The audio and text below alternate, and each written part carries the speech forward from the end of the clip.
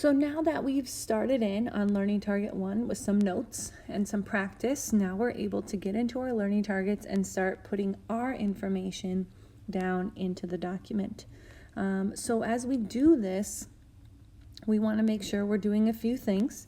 We want to put it into our own words, and we want to make sure that we are working on including any of those key words. Now, this first one, I don't have any specific keywords because all of these definitions are so different. But looking here, I'm making sure I have a definition and a few examples for each of the following. Keeping in mind that I can now use this on my homework check coming up later in the week.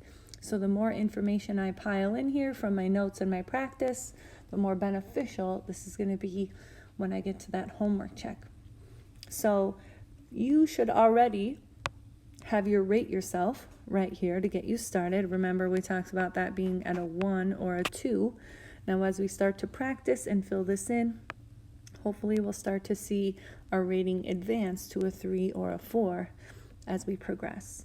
So with these, you can really start anywhere, but you can go back and forth between this and your notes.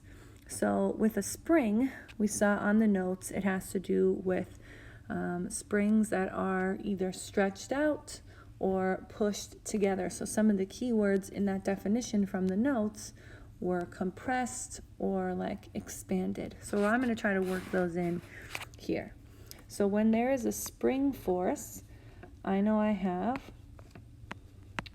like a spring or a coil that is stretched or compressed. And I want to make sure I include some examples here.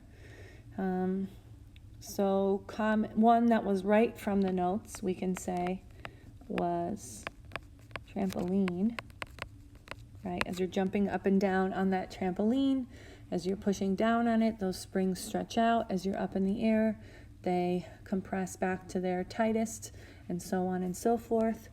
I always get a lot of students saying, like inside a pen, right? When you take your pen apart, you see that little spring. So when you're clicked down on your pen, it's compressed. When you're released, it's stretched out.